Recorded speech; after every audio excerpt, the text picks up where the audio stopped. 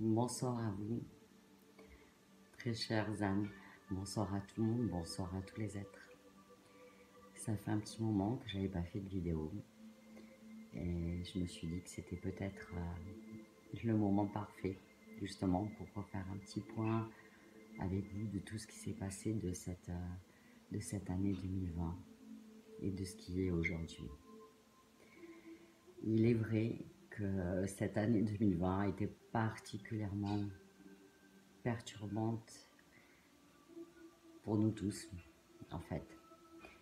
Bon nombre de choses sont retrouvées complètement changées, perturbées. Ce virus a été directement en attaque, je veux dire, j'aime pas ce mot, mais justement sur ces cellules, cet état vibratoire.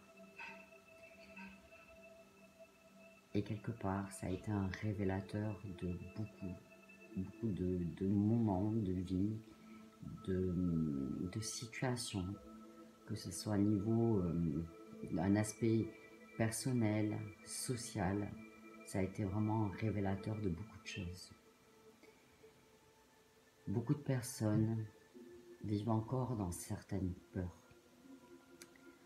Beaucoup de personnes vivent dans un, comment je peux appeler ça, un état de fait journalier, se sont habitués, si vous voulez, à faire du métro boulot dodo, à foncer la tête baissée.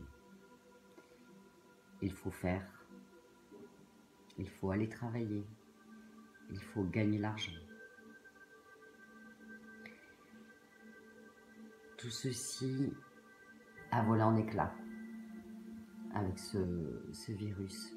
J'aime pas ce mot qu'on utilise.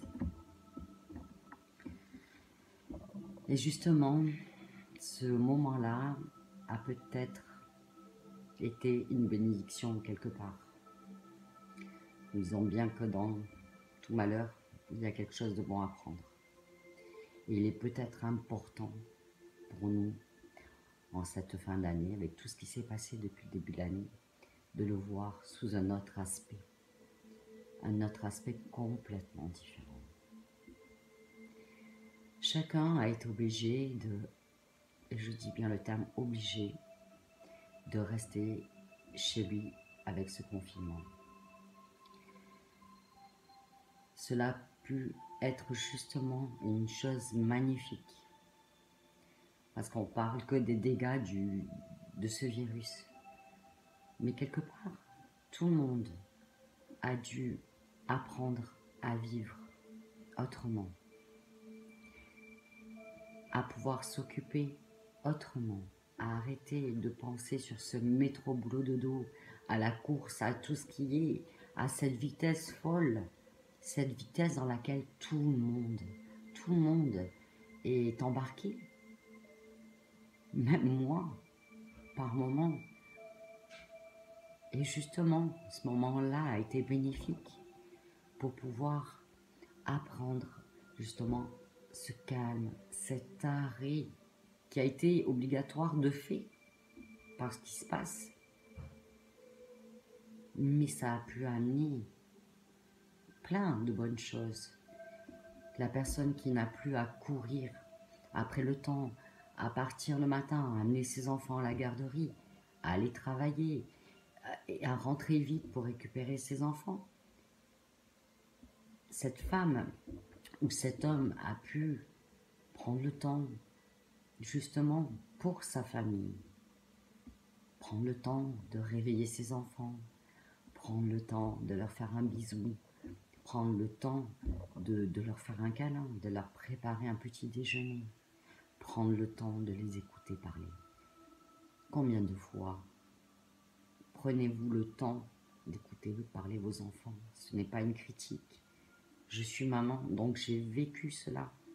Et parfois, quand ça arrive, nous sommes un petit peu à la bourre, où la tête est remplie de choses. C'est, attends, j'ai pas le temps, on verra ça ce soir, on verra ça plus tard. Mais les enfants, nos enfants, vivent dans l'instant présent. Ils ont tellement de choses à nous apprendre et à nous amener. Et je crois que on ne se rend pas toujours compte. Ils sont la sagesse même et incarnée. J'entends beaucoup de gens qui disent « Mais moi j'ai 50 ans, qu'est-ce qu'il va m'apprendre ce petit jeune ?» C'est des notions d'ego. Les hommes sont remplis d'ego. Je parle des hommes au sens du terme large.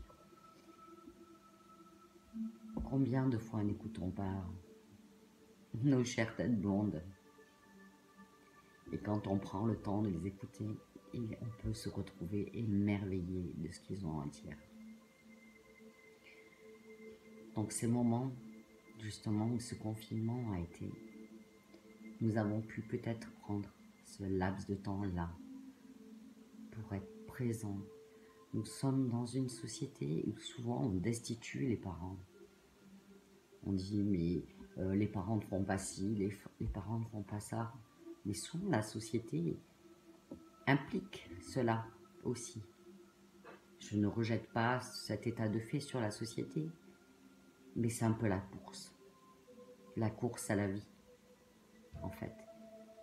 Cependant, on a peur de mourir, mais est-ce qu'on n'aurait pas peur de vivre également? Peut-être à réfléchir aussi. Sur le plan relationnel, dans ces moments avec la personne, avec son conjoint, avec qui on est, justement, ça a pu être aussi un laps de temps à apprendre et à se redécouvrir. Combien dans nos vies nous passons de temps à fuir ou à courir et à ne plus se regarder? Dans combien de couples peut-on entendre certaines femmes dire « Je suis un meuble, il ne me regarde plus » ou certains hommes nous dire « Ma femme ne s'occupe pas de moi ». Justement, ce temps de confinement a été révélateur. Peut-être pour certaines personnes de voir que justement il fallait voir la vie autrement. C'est une chance et non pas une malédiction. Ce qui n'empêche pas de voir certaines choses d'état de fait. Excusez-moi. Certains états de fait qui sont complètement faux.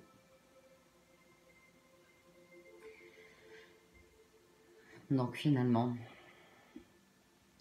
peut-être ce virus est là, peut-être pour changer les choses aussi.